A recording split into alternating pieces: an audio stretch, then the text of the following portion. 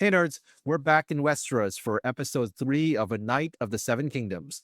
We're at the halfway point of the season, and the tourney at Ashford is finally underway. After 2 episodes of setup, it's time to see what happens when Prince Aerion shows his true colors and what Dunk is willing to risk to do what's right. Let's get into it right now. Welcome back to the Nerd Social. I am Colin. I'll be taking over the coverage of A Knight of the Seven Kingdoms from this point onward. As always, chapter times are below if you would want to skip ahead, and be sure to like, share, and subscribe to our channel. Also, please check out our website, thenerdsocial.org, for more in-depth analysis and breakdowns from our contributors. So this episode is titled The Squire, is available on HBO and HBO Max starting last night. It runs about 31 minutes, the shortest episode of the season so far, but don't let the runtime fool you. A lot happens. This episode ends with one of the biggest reviews of the season, and it changes everything. Episode 3 was written by Hiram Martinez, Ira Parker, and Anne Julia Wyman, and also it's directed by Owen Harris. Spoiler-free logline of this episode is the tourney at Ashford is in full swing. Dunk teaches Egg an important skill while watching the jousts unfold. But when Prince Aerion Brightflame takes the field, the thin line between spectacle and brutality becomes dangerously clear, and Dunk must decide what kind of knight he truly is. Before we dive in, let's talk about the title. The Squire puts the focus squarely on Egg and on the Dunk-Egg relationship that is the heart of this entire series. But it's also a misdirect. We think we know who Egg is, an orphan from Fleabond, just like Dunk. But by the end of this episode, we learn the truth, and it recontextualizes everything we've seen so far. The title isn't just about what Egg does, it's about who he really is. Before we get into spoilers, here are my general impressions. This is an episode where everything clicks into place. The first 2 episodes were set up, like I said, establishing characters, building relationships, getting Dunk into the tourney. Episode 3 is where the show earns that investment. We get jousting, yes, but more importantly, we get consequence. The show has been hinting that Aerion is dangerous. Now we see exactly how dangerous.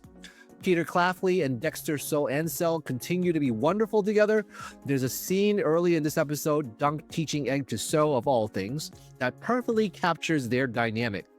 Dunk is earnest and patient. Egg is clever but genuinely wants to learn. The chemistry is effortless, and by the end of the episode, you'll understand why that bond matters so much. Finn Bennett as Aerion is absolutely magnetic in the worst possible way. He's playing a villain who believes himself a hero, and that delusion makes him terrifying. When Aerion does something truly monstrous in this episode, it doesn't come out of nowhere. The show has carefully built it to this moment. And there's a cliffhanger ending that will have you counting the days until episode 4.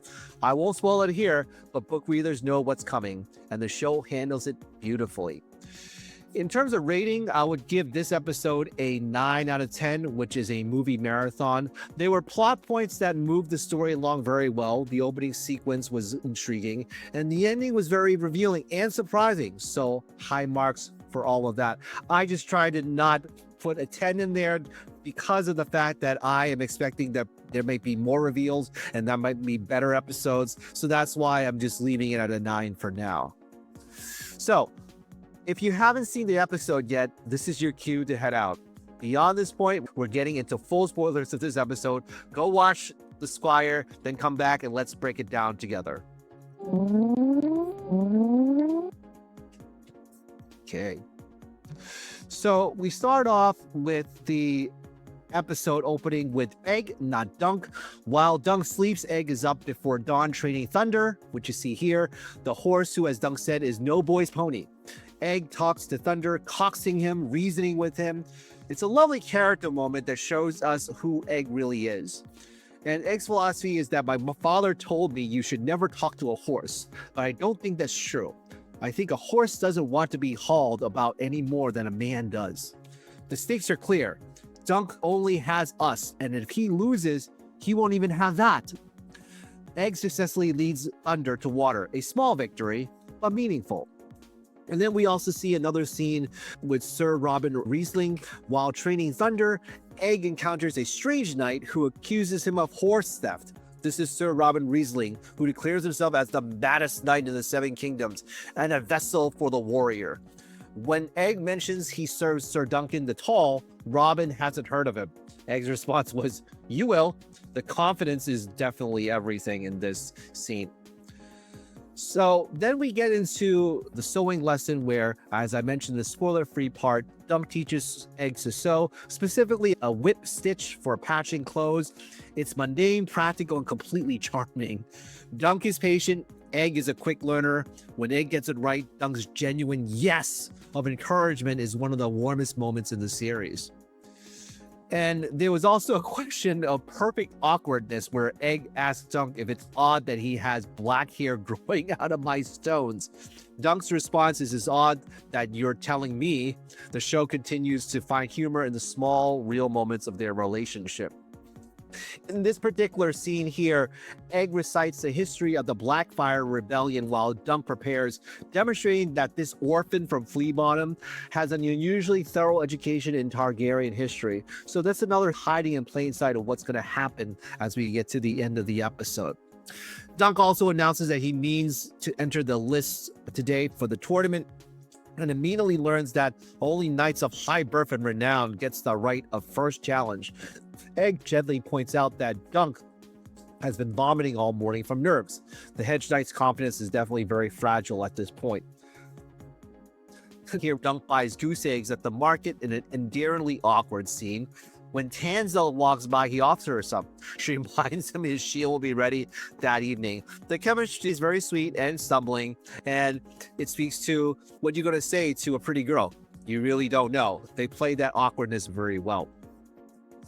Later on, we see that Dunk and Egg watch the tournament from the stands. There's a great scene in the trailer where Egg is really whooping it up. Dunk complains about the fancy food, eat lovely food and grapes, while Egg declares ale as disgusting. Their bickering is really wonderful throughout. Probably one of my favorite scenes of this episode.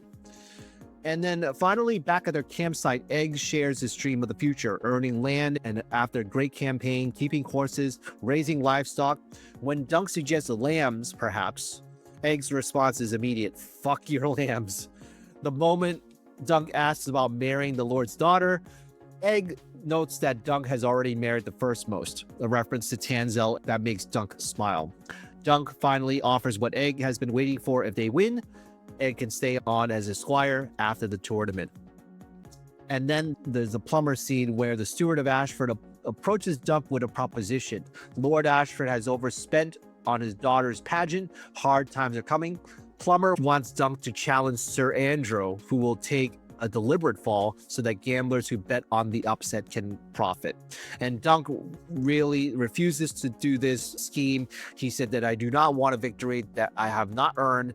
And Plummer's parting words are, "Mind your pride, Sir Duncan." The show is carefully establishing that Dunk's honor is his defining trait and is about to be put to the ultimate test.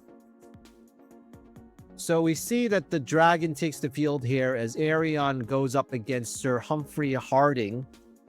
And Prince Aerion enters the list with characteristic arrogance, taunting his cousin Prince Valar. What follows is horrifying, as Aerion deliberately kills Sir Humphrey Harding's horse, shattering Harding's leg in the process. The crowd turns on him, throwing things. This is not an accident. This is cruelty for its own sake, as Egg's reaction is, "I want to leave." Dunk tries to comfort him. "A squire must be strong. A mishap may befall me, and I'll need you to keep your wits." Egg's response cut through, "That was no mishap." And then when we get to this scene in the tavern, we see that Lionel Baratheon was singing a ballady song about Alice, a disabled woman celebrated for sexual talents. This leads to a surprisingly philosophical conversation between Dunk and Egg about hope, legacy, and whether names matter when stories endure. Egg's conclusion was, "Her name is Hope, sir. It belongs to all who invoke it." As they were walking through Ashford, Dunk shared something that he never told anyone. He saw his father hanged. A cook in Flea Bottom said his father was some thief. If he was as big as Dunk, he wouldn't have been a very good one. And then in this scene with the fortune teller, where we'll make book readers of the series gasp, a fortune teller offers Dunk and Egg their futures. Dunk gets a generic prediction of wealth, but Egg's fortune: you shall be king and die in hot fire, and worms shall feed upon your ashes, and all who know you shall rejoice in your dying. Dunk laughs it off as absurd. The audience knows better. This is the tragedy of Summerhall, the fire that killed King Aegon V decades later. The show just told us how the story ends. Then there's a conversation between Dunk and Raymond Fosaway in his tent, where Dunk is invited for cider by Raymond, which is Stefan Fosaway's cousin. The conversation turns to Aerion, and Raymond unleashes a venomous anti-Targaryen rant. They're incestuous aliens, Duncan. Blood magic and tyrants who burned our lands, enslaved our people, dragged us into their wars without respect for our histories or customs. Every pale-headed brat they saddled on us have been madder than the last. It's shocking in its directness and reveals the simmering resentment many in Westeros feel towards the Dragon Lords. Raymond also mentions that Prince Maekar left Ashford to search for his missing sons, Darren and the youngest, who departed Summerhall together but never arrived. The implication is clear to us, if not to Dunk. Egg is that missing prince. Then we get to the scene of Tansel performing a puppet show, but this time instead of playing the maiden, she plays a knight. The knight slays the dragon, and Prince Aerion watches in disgust. Aerion confronts Tansel backstage, breaking her fingers one by one, pulling at the skin. His justification: she's a traitor. The dragon ought to never lose. Dunk then intervenes and punches Aerion to the ground. When Aerion guards Wait and Yokel restrain Dunk and position his mouth at the edge of the stage to break his teeth, Aerion taunts, "You loosened one of my teeth, so we'll start by breaking all of yours." And then finally, we see that Egg steps forward. Dunk tells Egg to hold his tongue or they'll hurt him, but Egg refuses. "No, they won't. If they do, they'll answer to my father." He commands the guards, "Let go of him, Wait." Aerion is bewildered. "You impudent little rat. What's happened to your hair?" And then the line that changes everything: "I cut it off, brother. I didn't want to look like you." The camera pulls out on Egg, then on Dunk, cut to black. Egg is Prince Aegon Targaryen, the fourth son of Prince Maekar, the missing prince everyone has been searching for, and he just burned his cover to save a hedge knight. So just a little bit of a wrap up here with what makes a knight. So this episode is fundamentally about the contradiction at the heart of chivalry. Aerion is a prince, trained in arms from birth, equipped with the finest armor, backed by the power of House Targaryen. Dunk is a low-born hedge knight with a second-hand armor and no family name. By every formal measure, Aerion is the superior knight. But the show argues that true knighthood is about character, not credentials. When Aerion attacks Tansel, Dunk doesn't calculate the odds. He sees a woman being hurt and he acts. An easy path earlier, a fixed match, a guaranteed win. Dunk refused because he wanted a victory he had earned. Now he faces the consequences of another choice, doing what's right regardless of the cost. But the most important choice in this episode belongs to Egg. He could have stayed silent. No one would have blamed him. He's a child. He has no power against armed guards. But Egg chooses to reveal his identity, sacrificing his freedom and his adventure to save his knight. This is the moment that defines their relationship. Egg was willing to give up everything for Dunk. They've each proven what they are made of. The fortune teller scene is devastating for book readers. "You shall be king and die in hot fire" is not a generic prediction. It is the tragedy of Summerhall, where King Aegon V died in a fire while attempting to hatch dragon eggs. The show just told us in the third episode exactly how the story ends. And yet, it doesn't feel like a spoiler. It feels like weight. Everything Egg does from this point forward carries the knowledge that this good, clever Huffle boy will one day die in flames. The luck under the falling star can only carry them so far. Egg represents another possibility. He chooses to serve a hedge knight. He chose to hide his silver hair. He chose compassion over privilege. The same blood that makes Aerion a monster might make Aegon a great king if he survives long enough to wear the crown. The first two episodes were a pleasant journey. This one is the crossroads. Dunk makes a choice that will define the rest of the season, and Egg makes one that redefines the entire series. The reveal at the end is perfectly executed. Looking back, every clue was there. Egg's knowledge of history, his education, his discomfort when the Targaryens arrive, Raymond's mentioning the missing youngest son. The show trusted us to put it all together and trusted the moment to land. Finn Bennett deserves special mention for making Aerion genuinely terrifying. He's not just cruel, he believes he's righteous. The dragon ought never lose isn't a joke to him, it's his worldview. And now Dunk has punched his worldview in the face. The fortune teller scene will haunt me, knowing how Egg's story ends in fire, with people's rejoicing in his death. Makes every hopeful moment bittersweet. This boy who dreams of raising horses and planting oats will die trying to bring dragons back into the world. That's the tragedy hiding inside this comedy. If you've been on the fence about this show, this is the episode that will convert you.